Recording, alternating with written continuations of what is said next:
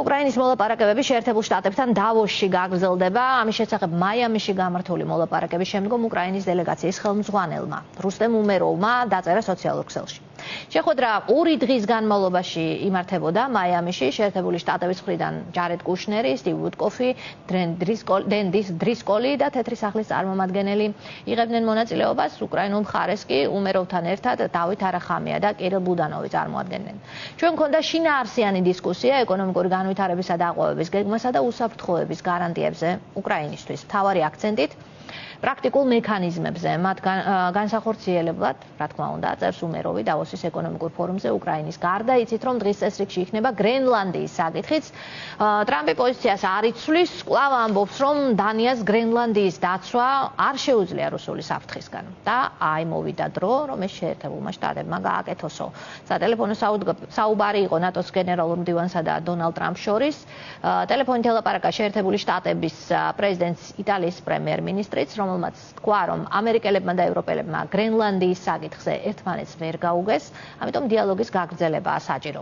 ევროპელებისთვის მიუღებელია მთავარი მოკავშირის მხრიდან მუქარა განსხვავებული პოზიციების გამო ტარიფების დაწესება. იცით, რომ ტრამპმა იმ ქვეყნებს, რომლებიც გრენლანდიის გაკონტროლების გეგმაზე მის პოზიციას არ ეთანხმებიან, 1 თებერვლიდან 10%-იანი ტარიფები დაუწესა. დავოსის ეკონომიკური ფორუმი დღეს იხსნება, მას ტრამპი იცით ესწრება 5-კაციანი დელეგაციით პირადად დავოსში მსოფლიო ლიდერებისა და ფინანსური წრეების გიგანტების გარემოცვაში არ იქნება საქართველო. კობახიძე უკვე მეორედ მოსაწვევის გარეშე რჩება და საქართველო არ არის წარმოდგენილი უმნიშვნელოვანეს დავოსის ფორუმზე. გიორგი ანთაძე ინიციატივა ჯერ საქართველოს დამფუძნებელია ჩვენთან სტუდიაში. მოგესალმებით. გამარჯობა. ბატონ გიორგი, დავიწყოთ იმით, რომ დავოსზე არ ვართ.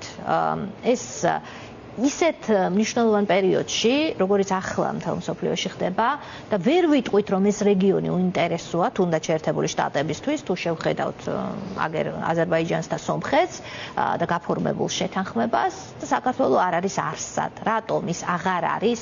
აი თუნდაც დავოსი წლების განმავლობაში საქართველოსთვის იყო შანსი მსხვილი ინვესტიციების მოზიდვის. მე ნამყოფი ვარ ამ ფორუმზე, გამიშუქებია ეს ფორუმი და ეს არის სოფლიოში წელიწადში ერთხელ საუკეთესო შეკრების ადგილი დასაინტერესებლად შენი ქვეყნის. არ არის საქართველო წარმოდგენილი. რას ამბობს ეს? ჩვეულებრივი ამბავია? რა თქმა უნდა, არ არის ჩვეულებრივი ამბავი და ძალიან ლოგიკური გაგრძელება არის ჩვენი საგარეო პოლიტიკური, ასე ვთქვათ, იზოლაციის თუ პასიურობის თუ ფაქტობრივად უმოქმედობის, რასაც ბუნებრივად მიიყვანა, ბუნებრივია ქართული ოცნების იმ პოლიტიკამ, პირველ რიგში საშინაო პოლიტიკამ, ამას პირდაპირ გავლენა მოახდინა ბუნებრივია საგარეო პოლიტიკაზე და რასაც ბოლო 2 წელია ფაქტურად აქტიურად უყურებთ, ხო? იმიტომ რომ ჩვენ როდესაც საუბრობთ ხოლმე არა მარტო თქვა ეკონომიკური და ფინანსური კუთხით, რაოდენ მნიშვნელოვანი არის მცირე სახელმწიფოებისთვის კონდე ძალიან მჭიდრო ურთიერთობები იმ პარტნიორებთან, იმ ბიზნეს ჯგუფებთან, ფინანსურ ინსტიტუტებთან, საერთაშორისო ფინანსურ ინსტიტუტებთან თუ კონკრეტულ ქვეყნებთან, რომელმაც შეიძლება მნიშვნელოვანი წვლილი შეიტანოს, თქვა ჩვენი ქვეყნის რაღაცა საინვესტიციო აქტივობის, თქვა განვითარებაში, ეკონომიკური განვითარებაში თუ ნებისმიერი სხვა მიმართულებით. ხო, ჩვენ დღეს ფაქტობრივად დარჩენილვად, მოწყვეტილად, მთლიანად პოლიტიკურ და ეკონომიკურ, ფინანსურად, თქვა ურთიერთობებს დასავლურ ნახევარსფეროსაგან.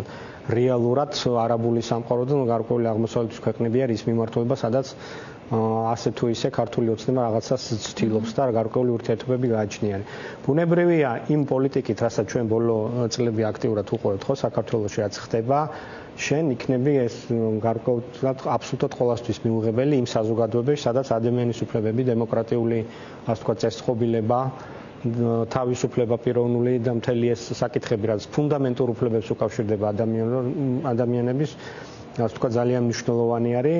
ასეთი რეჟიმის პირობებში, ამ პოლიტპატიმრების პირობებში, ამ სინდისის პატიმრების პირობებში, როგორც გინდა ისე დავარქვათ, არ მოხდება ის, რომ უახლოეს პერიოდში ყველაზე მინიმუმ რომ ევროპული სახელმწიფოები, გარდა 1-2, რომელიც ჩვენ ყველა ვიცით, რომ რაღაცა სრულფასოვანი ურთიერთობები თქვა აღადგინონ ქართულ ოცნებასთან. შესაბამისად, ეს პოლიტიკა, რომელიც თავი არსაით მიდის და არის ჩიხური, ყველა მიმართულებით დაგვაზიანებს ბუნებრივია და ნებისმიერი დიდი ფორუმი, სადაც მთავარი, რა თქმა უნდა, არის დასავლეთი და დასავლეთის სახელმწიფოები, იქ იქნება კარი ჩაკეტილი ქართული ოცნებისთვის. ამიტომ მე ბოლო პერიოდში ხშირად ვიძახი ხოლმე, რომ იმ ცვლილებების ფონზე, რასაც ჩვენ უყურებთ, რაც სამყაროში ხდება, ქართულ ოცნებას უფრო მეტი პრაგმატიზმი ჭირდება უკვე საგარეო პოლიტიკურ, არა მარტო თქვა საგარეო პოლიტიკური კუთხით, მათ შორის საშინაო პოლიტიკის თვალსაზრისით, იმიტომ რომ ასეთ არანორმალურ პირობებში, როგორში დღეს საქართველო იმყოფება, გამორიცხული არის, რომ ჩვენი საზოგადოება არამენაერად სამოქალაქო თვალსაზრისით, ან პოლიტიკური თვალსაზრისით გაჯანსაღდეს, ან რეალურ რაღაცა პერსპექტივაზე ვისაუბროთ წინსვლისა და ქვეყნის განვითარების. ესეთი გახლეჩილობა დღეს შემხვდა მეუფე იაკობის განცხადებაც ამ მიმართულებით შერიგებაზე აქცენტით ინტერპრეს ნიუსზე ვკითხულობდი ცოტა ხნის წინ მე მგონი უკვე ყველა ხვდება საზოგადოებაში რომ ესე გაგრძელება გამორიცხული არის და ქვეყანას ხო არ ექნება ნორმალური უბრალოდ ცხოვრების შანსი და განვითარების შანსი ჩვენ ბორტს მივმარჩებით ყველა მნიშვნელოვანი საკითხის ან გამოყოფდა რაღაც ერთი დიდი დეველოპერული პროექტების განვითარებისთვის სახელმწიფოები არ არსებობენ. და ეს არც პრემიერ-მინისტრების საქმე არის და არც მთავრობის საქმე არის. ტექნიკური საკითხების მოგვარება, კი ბატონო. მოგვარება, ამიტომ ეს ვერ იქნება ჩვენი ქვეყნის ნორმალური დღის წესრიგი. არა მარტო ჩვენი ქვეყნის, თქვენ ახსენეთ, რომ მეტი პრაგმატიზმი სჭირდებაო ქართულ ოცნებას, თუ შევხედავთ მართლაც სოფლიოში განვითარებულ მოვლენებს, აი რა არის დავოსში სალაპარაკო თემა, ხომ? უკრაინა, ერთი, გრენლანდია, ეს არ არის მხოლოდ ეკონომიკური ფორუმი, ეს არის პოლიტიკური საკითხების განსახილველი ფორუმიც და საქართველო არ არის არსად, მაგრამ რისი იმედი აქვს ივანიშვილს, მისი პოლიტიკა ტოვებდა ასეთ შთაბეჭდილებას, რომ ის ფსონსდებდა უკრაინაში რუსეთის სწრაფ გამარჯვებაზე და ამ სიჩუმით ის ცდილობდა რაღაცნაირად რუსეთის გავლენის ქვეშ დაეტოვებინა ეს ქვეყანა რუსეთის მხარეს, ასე ვთქვათ, მსოფლიოს გადალაგების შემთხვევაში. მაგრამ აღმოჩნდა რომ ეს არ არის უსაფრთხო პოლიტიკა მისთვისაც. თუ შევხედავთ რა ემართება რუსეთის მოკავშირეებს მთელ მსოფლიოში, ხომ? ჩვენ არ შევადარებთ ახლა ივანიშვილს, ვენესუელასა და ირანს, არც საქართველოს, რა თქმა უნდა, მაგრამ ის ადარებს საკუთარ თავს დიდ ავტორიტარებს, ყოველ შემთხვევაში ის მიიჩნევს, რომ ტრამპი მას ისე უნდა ესაუბროს, როგორც გადაწყვეტილების მიმღებს ამ ქვეყანაში. ამიტომ მისი ასეთი ხისტი პოლიტიკა ხდება თუ არა საზიანო მისთვისაც. ბუნებრივია იქნება ეს საფრთხის შემცველი, მე გეთანხმებით რომ მე შთაბეჭდილება ბერჯერ მისაუბრე მე თქვენთან ეთერებში რომ ქართულ ოცნებას აშკარად მოლოდინი ქონდა 2022 წელს რომ ეს მოვლენები იმაზე გაცილებით მალე დასრულდებოდა ვიდრე ეს შეიძლება რეალობაში მოხდა, ამაზე ბევრი ირიბი ასე ვთქვათ ნიშანი არსებობს.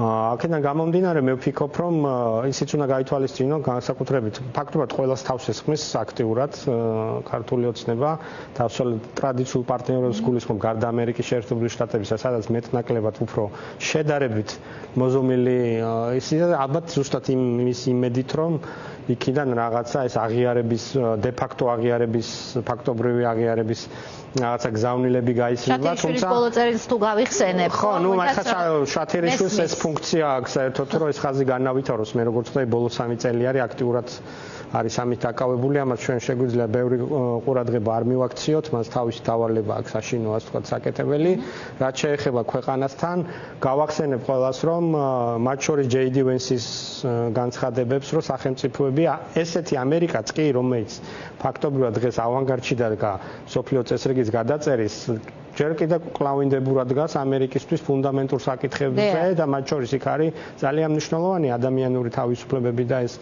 რა ქვია სიტყვის გამოხატვის თავისუფლება და ამაზე პირდაპირ ვიცე-პრეზიდენტმა რომელსაც შევახსენებ ამ მომენტისთვის პრაიმერებითაც თავარი კანდიდატი არის 2028 წელს პრეზიდენტობის თუ რესპუბლიკური პარტია სადაც და პოლიტიკურ გამოწვევებს გადალახავს ამიტომ ნუ იქნება ნუ რავინ ესეც ცალსახად მოლოდინი დაკავებული რომ გინდა თუ არა ამერიკა სადმე ესეთ ავტორიტარულ რეჟიმს რაღაც ჩაეხუტება და მიიღებს პირიქით რასაც ჩვენ ბოლო თვეებია უყურებთ ისინი კი თავიანთი პრაგმატული მოსაზრებებით მაგრამ მაინც ის ხაზი უჭირავთ რაც ესეთ სახელმწიფოს რა თქვათ ესაჭიროება თუნდაც ირანთან მიმართებაში გავიხსენოთ ხო თავარი ხაზი ეს არის ადამიანის უფლებები რა თქმა უნდა დახოცვა და ის კვლელობა და იქაც კი არ დაუშვეს მიუხედავად იმისა რომ მოლოდინები იყო რომ რაღაც შეთანხმების გამო შეიძლება ამერიკაში ან კიდეც ესეც მოხდეს მომავალში თქვათ ირანთან რაღაცა პრაგმატულ მოლაპარაკებებში შევიდეს მაგრამ არის ის წითელი ხაზები რითაც ტრამპის ადმინისტრაცია ყოველთვის ცდილობს თავი მოიწონოს რომ ისინი თქვათ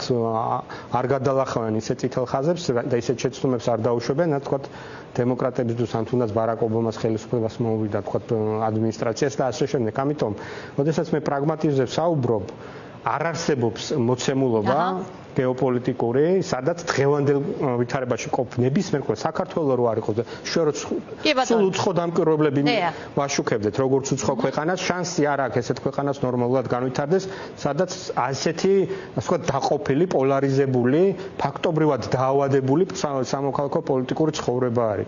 ამას არ ექნება მომავალი, ამიტომ ვიძახი, რომ პასუხისმგებელი თავიდან ბოლომდე პირველ რიგში ხელისუფლება, მან უნდა გადადგან ნაბიჯები და ძნელი მისახვედრი არ არის, ხო? არ არის პირველი პირველი ნაბიჯი რა უნდა იყოს ამ მიმართულებით გაკეთებული, ამიტომ თქვენ ელოდებით, რომ ეს პირველი ნაბიჯის რაღაც ნიშნები იქნება დღეს ყაველაშვილის შეწყალებაში. მოდით მაყურებელს უთხრა დაუზუსტოთ ეს ორი ბოლოდინი, არის პოლიტბადიმრების გათავისუფლება და ახალი არჩევნების დანიშვნა, მაგრამ თუნდაც გარკვეული საკანონმდებლო ცვლილებები, რომელიც დააბრუნებს მოამზადებს ქვეყანას, ასე ვთქვათ, გაანორმალურებს პროცესს არჩევნებამდე პერიოდში, იმიტომ რომ ესეთ გარემოში და ესეთ აბსურდისტია სადაც ჩვენ ვიმყოფებით, ხო, ესე ვერ გავაგრძელებთ ნორმალურ ცხოვრებას. უბრალოდ საქართველოში არ იქნება არანაირი პოლიტიკური დღის წესრიგი, არანაირი პოლიტიკური ცხოვრება და შესაბამისად საგარეო პოლიტიკა ესეთ ვითარებაში ვერაფრით ვერ იქნება ნორმალური. დღეს ჩვენ ვართ მარტო, ვართ იზოლირებულები და მცირე სახელმწიფოების ბედი, რომელსაც საერთოდ პარტნიორი არ აქვს დარჩენილი სტრატეგიული თანამშრომლობის კუთხით, არავინ არ ყავს მასზე, მისი გულშემატკივარი სახელმწიფოები, რომლებიც აქამდე აწლეულები იყვნენ, მათაც ესეთი ურთიერთობაა გაფუჭებული, ასეთი კარტეგილების პერიოდში ასე სიტუაციის დატოვება არ შეიძლება და ამას მე მგონი ყველა ხვდება უკვე და მე ვახსენე თქვათ რომ საპატრიარქოდანაც ისმის უკვე ეს დამოკიდებულება ვინც ელემენტარულად ოდნავ მაინც ჯანსაღად ან ოდნავ მაინც გულის შესტკივა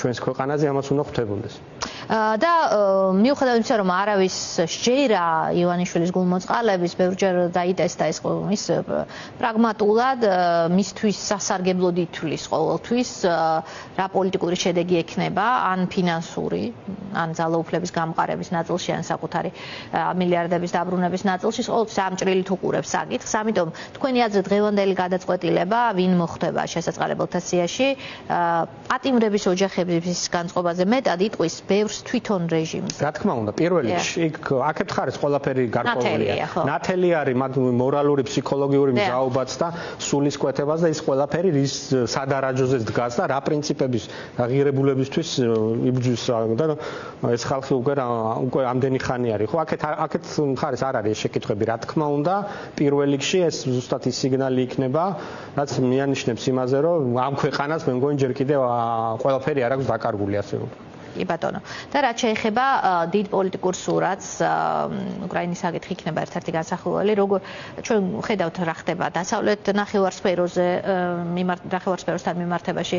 ჩვენ ნახეთ საოცარი მე მიყვარს ამ სტილს გამოყენება ფილიგრინული ოპერაცია, ფაქტობრივად მადუროს დაკავების შემთხვევაში უნაკლო, როგორც ტრამპი უწოდებს, ის ამბობს, რომ მას ყველაფერი ირანშიც უნდა უნაკლო, არ მალავს ამას, არ უნდა თქვენ წინა ადმინისტრაციის შეცდომები ახსენეთ, ჩარჩენა სადმე ომში, მას უნდა მიზანზე ორიენტირებული ოპერაცია, თუ ესეთი იქნება და არის მოლოდინი რომ სამხედრო შესაძლებლობები არც ირანშია გამორიცხული, თუმცა დაველოდოთ როგორ განვითარდება მოვლენები, მაინც ჩვენთვის უფრო მნიშვნელოვანია თუ არა რა მოხდება უკრაინაში. რა თქმა უნდა, პირველ რიგში უკრაინის საკითხი არის გადამწყვეტი საქართველოს კონტექსტში, იმიტომ რომ ჩვენ ისედაც მანამდე საგარეო პოლიტიკურ ფორმატებში სადაც მონაწილეობდით, ან მიმული ვიყავით თქვათ ზოგადად ისედაც ამ თქვათ მიმართულებას გეოგრაფიის თვალსაზრისით აღმოსავლეთ ევროპას, თუმცა ეხლა ჩვენი საკითხი ამოვარდნილი არის სამწუხაროდ, იქ სადაც ვასწრებდით უკან ჩამორჩით, მაგრამ ბუნებრივია უკრაინის საკითხის მოგვარებას აქვს ფუნდამენტური პლანეტარული მნიშვნელობა მასშტაბით, უსაფრთხოების თვალსაზრისით, გეოპოლიტიკური თვალსაზრისით, როგორ მოგვარდება ეს თქვათ კონფლიქტი ან რა გადაწყვეტილა თუნდაც დროებით რას მივიღებთ ეს საქართველოს გავლენას მოახდენს და ზოგადად ნებისმიერი ის ცვლილება რაც შეიძლება თქვა ირანთან მიმართებაშიც იყოს აქ გააჩნია ამერიკის შეერთებულ შტატებს როგორი მიზანი ექნებათ ირანთან მიმართებაში ისინი რეალისტურად დაინახავენ თუ არა თქვა რაღაცა მართლობის ცვლილების პერსპექტივას მე არ მგონია და არ ველოდებით სასახად ავანტიურისტულ ნაბიჯებს ტრამპის ამ ადმინისტრაციისგან არა მარტო ტრამპი ომის მდივანიც და სხვაებიც ამბობენ რომ ძალიან სიფრთხილ და ძალიან ასე ვთქვათ გეგმაზომიერად უნდა მიუდგენ ესეთი კონფლიქტების ვთქვათ ჩარევას და ასე შემდეგ. ამიტომ ირანის საკითხი ბუნებრივია უდიდესი გავლენის მომტანი იქნება ყველაზე, მაგრამ ჩვენთვის უკრაინის საკითხსა ფაქტობრივად გადამწყვეტი მნიშვნელობა იმ თვალსაზრისით, რომ აქ დასავლეთსაც აქვს ბევრი რამე დასამტკიცებელი, ევროპას ცალსახად მისი როლი როგორი იქნება, რას პასუხისგებლობებს იკისრებს, რომ მექანიზმებზე არის საუბარი ამერიკის შეერთებული შტატების მონაწილეობის გარდა ამ მექანიზმებში როგორ იქნება ევროკავშირის ან ზოგადად სხვა ევროპული სახელმწიფოები წარმოდგენილი, არა მარტო ევროკავშირის, ხო? დიდი ბრიტანეთი, საფრანგეთი მგზავრობას რა კონტურებს მიიღებს ეს ახალი უსაფრთხოების არქიტექტურა, იმიტომ ჩვენ მერე მოგვიწევს აუცილებლად გადაწყობა ახალ რეალობაზე, ისედაც ამის სალსახა ნიშნები არის ჩვენ იმ ცხოვრებით პოლიტიკური და გინდა საგარეო და საშინაო პოლიტიკური, რასაც ბოლო 15 წელი, 20 წელი ვცხოვრობდით, ფაქტურად ეს ყველაფერი არის დასავიწყებელი და ხელახლა გვაქვს ხელახლა გვჭირდება ამ ყველაფრის გააზრება. ამიტომ იცით რა მინდა კითხოთ ბოლო კითხვათ, მან გიორგი, ანუ ივანიშვილი ცალკე ამ პოლიტიკით თქვენ ამბობთ, რომ ყველაფერი შესაძლებელია მიმდინარე პროცესების პარალელურად გადარჩენას მოახერხებს. აი რა რესურსი მასე არის დამოკიდებული ჩემისაზე. იმ პოლიტიკის შენარჩუნებით, რასაც ის აქამდე ატარებდა. მე ეს ვიკითხე, იმიტომ რომ ქვეყანას, რომელსაც არა აქვს ბუნებრივი რესურსები, ქვეყანა, რომელიც არ არის თვითკმარი დიქტატურა, შეიძლება ასე ითქვას, რომელიც ვერ სადაც მოსახლეობის გამოკვებაც არ არის შესაძლებელი დასავლური ინვესტიციების გარეშე, ხომ ხანგრძლივ პერსპექტივაში. ზავნილები ავიღოთ თუნდაც ხო, ელემენტარულად ის რასაც უზარმაზარი, რასაც ჩვენ ევროპის ქვეყნებისგან ჩვენი ემიგრაცია. ფაქტი არის, რომ ამ მომენტისთვის კონდიციაში, რაც ჩვენ ვიმყოფებით საზოგადოება, ეს არის ფასების კატასტროფული მატება, ეს არის მძიმე სოციალური ფონი, ეს არის ყველა მეორე ადამიანთან საუბარში, როდესაც საქართველოს განვიხილავთ, ყველა მეორე ქვეყნიდან წასვლაზე ფიქრობს, თუ არ შეიცვალა და რაც თავარი არის, დღევანდელი სიტუაცია აჩენს ნიხინვის. დაკარგულია საზოგადოებაში ხვალინდელი დღის რწმენა, ანუ იმედი, რომ რაღაცა შეიძლება მოვითმენო უკეთესი მომავლის პერსპექტივით. ეს როდესაც ადამიანს არ გააჩნია, ის ბუნებრივია მთლიანად ორიენტირებულია მხოლოდ საკუთარი თავის გადარჩენაზე და ამ პოლიტიკით, რასაც დღეს გვაქვს, ხო, რომელმაც ფაქტობრივად მთელი ხიბლი დააკარგა საქართველოს, რომელსაც მას გააჩნდა რეგიონში, ხო? ან სოფლიოსთვის გააჩნდა, ბუნებრივია პერსპექტივა არ ექნება. ჩვენ დავრჩებით ამ სტაგნაციურ მდგომარეობაში, რაც უნდა რაღაც ეკონომიკური მაჩვენებლები და ისინი მოიტანონ. ფაქტია, რომ ეს დოვლათის გადანაწილება ასეთ სისტემაში, რომელიც თურმე კორუფცია, ესე ღრმად აქვს, თან ელიტარული კორუფცია გამჯდარი ჭამს შიგნიდან, ეს დოვლათი არ გადანაწილდება არც ხალხზე და არაფერ კარგს ასეთი მდგომარეობის შენარჩუნება არ გვიქანდის. ქვეყანა, სადაც სამოქალაქო საზოგადოება, მისი ერთ-ერთი საუკეთესო ნაწილი აქტიური, თქვათ, საშუალო ფენა არის უზარმაზარი საფრთხის წინაშე, ხო? მას ვერ ექნება გრძელვადიანი განვითარების პერსპექტივა. ეს არის გამორიცხული. კი ბატონო. ანუ ელით ცვლილებებს. ან ასე ან ისე, ყოველ შემთხვევაში ეს ასე ვერ გაგრძელდება. არ უნდა გაგრძელდეს, ვერ გაგრძელდება და აუცილებელია ქვეყანა თავის ნორმალიზაციისკენ, ასე ვთქვათ, ნაბიჯების გადადგმა. და ბუნებრივია ამაზე პირველ რიგში ყველგან ისევე როგორც საქართველოს ხელისუფლება პასუხისმგებელი. კი ბატონო, დიდი მადლობა გიორგი ანთაძეს, ინიციატივა ჯერ საქართველოს ერთ-ერთი დამფუძნებელი იყო ჩვენთან.